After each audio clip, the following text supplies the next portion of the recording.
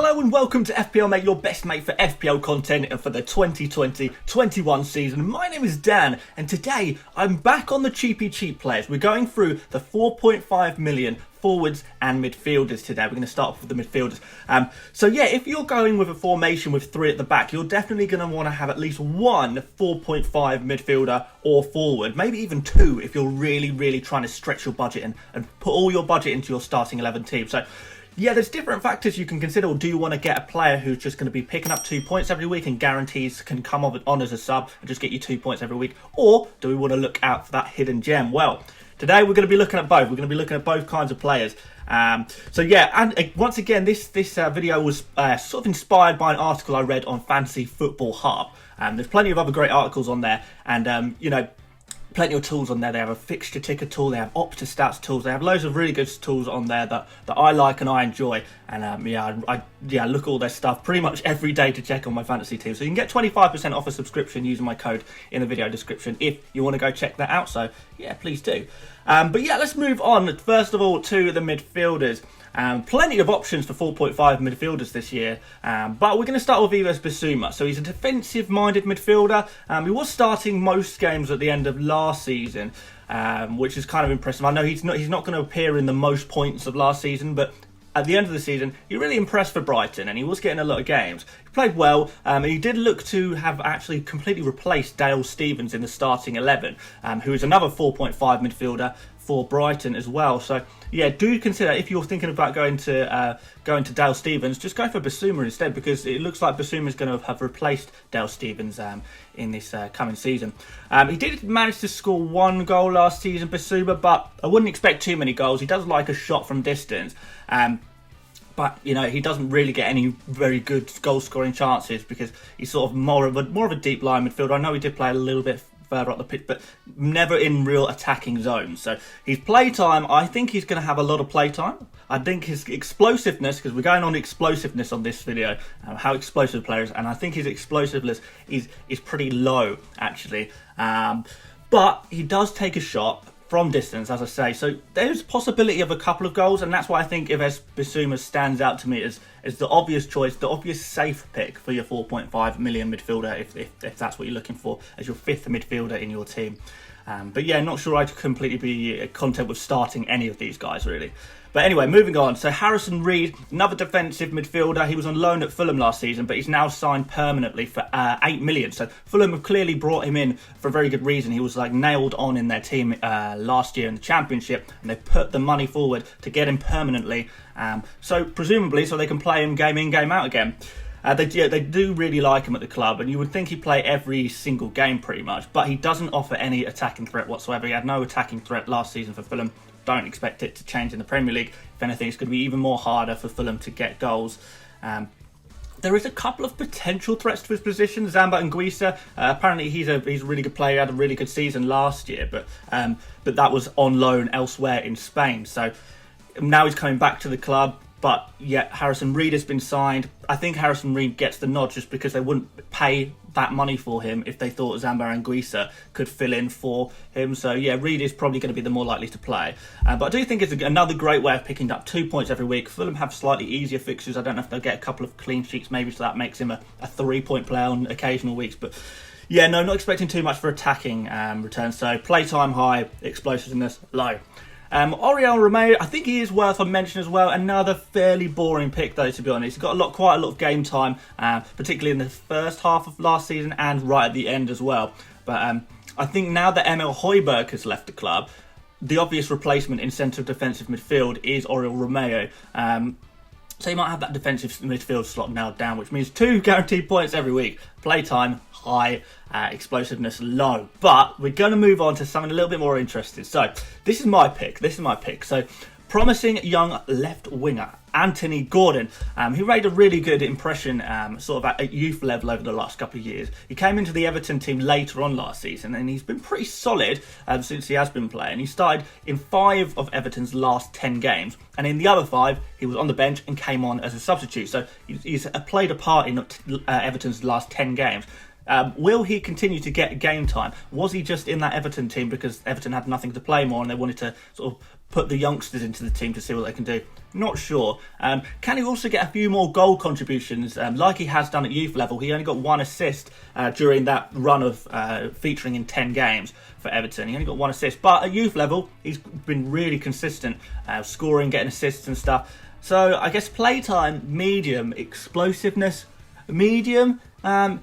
But yeah, he's the one I'm going for because I don't really want a player to have. I don't really want a player on my bench that's going to just guarantee me 2 points a week in case one of my players doesn't play. I think I've already got that covered. So in that case, I want a player who could potentially go on to be a really, really nice asset, a sort of hidden gem kind of thing. And I think out of all of the 4.5 million players, Anthony Gordon strikes me as the most likely to become a hidden gem. There are a couple of others that could potentially become that player, the hidden gem player, the Todd Cantwell of last season, if you like.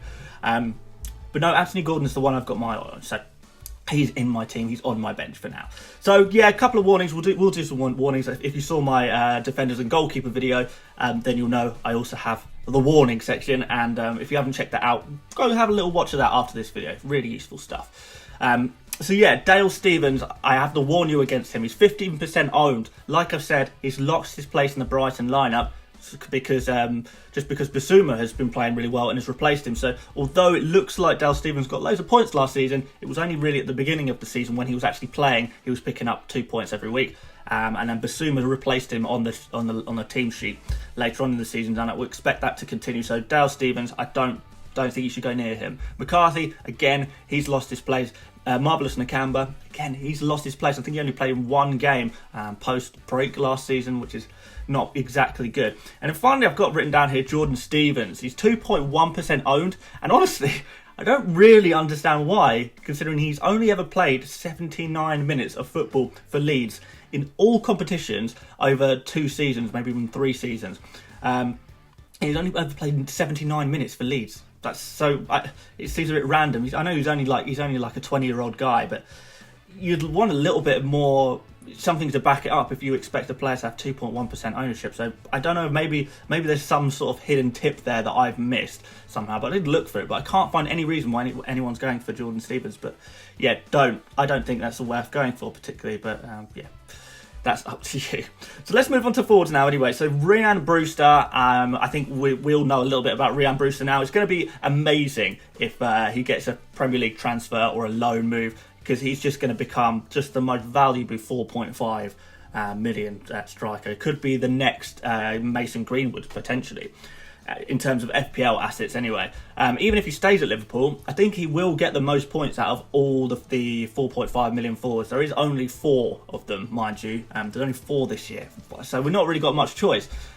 Even if he does stay, though, the problem is, if he does stay, he takes up your 3rd Liverpool slot, which means you're wasting a Liverpool slot. If say you want to move for Robertson, but you've already got Trent Alexander-Arnold and you've already got Salah, you want to bring Robertson in, you're blocked because you've got Rhian Brewster. And if you want to take out Rhian Brewster, that's an extra transfer you've got to make. And swapping a 4.5 million forward for another 4.5 million forward is not really something you want to be doing. It's a bit of a waste, so wasting the transfer on just a bench option. So yeah, you might have to even wait till your wild card before you can actually restructure your team. So yeah, that's not great in that sense. But if he does get a move, he's going to be gold, and I think I'll have to jump straight on him. I think you can't really not. Playtime, probably low playtime, maybe 2 to medium. I don't see him breaking into the Liverpool team, but when he does play, he's going to be very explosive. He is going to get goals, even if he comes off the bench, now and again. Could be really good actually, to be honest. So yeah, interesting. Just the problem is that he's blocking that 3rd Liverpool slot. But maybe you want to go from anywhere. But if he gets the loan move, you've got to have Rhian Brewster. Next up, Keinan Davies. He's really the only other viable option. He played a few games for Villa last season, mostly off the bench, and mostly because the other forwards were injured. So he's still going to get a little bit of game time, I imagine. But he didn't get a single goal or actual assist last season. He did get 1 fantasy assist. Play time, I expect it to be sort of medium, I guess. Explosiveness, pretty low, if I'm honest, for a forward, pretty low. So yeah, I'm not massively interested in Keinan Davies. His price is going to drop pretty quickly just because so many people have got Keinan Davies already. So yeah, but you know, that's the only real other option in forwards other than Rhian Brewster. So yeah, I'd potentially think about actually upgrading your third forward slot to a 5 million or a 5.5 or maybe even a 6 if you can go that far. But yeah, a couple of warnings. Connor Wickham is not going to play. Vasilev is not going to play. So these two guys, they're the only other two options at 4.5. I don't think you go for them just because they won't play. If you don't care if your player plays or not, then perhaps you would want to go for Vasilev, because at least you know that his price isn't going to go down because no one owns him anyway. It can only go up, surely. So yeah, those are the players. If I've missed anyone out, please let me know in the comments and I'll give my sort of opinion on that particular player. But I think I've covered most of the forwards, well, all of the forwards at least. But I'll cover more midfielders if you want. Just let me know in the comments and I'll tell you what I think. Fantasy Football Hub, again, 25% off. Link in the description if you want to go for that. For the people who are not subscribed, I know it's something like 80% of my viewers are not subscribed to the channel, which is mental. So if you could subscribe, that would be really awesome. There's loads of other links in the description. My Patreon if you want to support me there. Instagram, Facebook. Mini League, everything in the description. So do have a good old read if you've got 30 seconds after this video, and go check out some of my other stuff because I've got loads of videos online right now that you might be interested and might really help you build your Game Week 1 team. So that's all I have for you today. Thank you so much for watching, and I'll see you later, mates. Bye bye.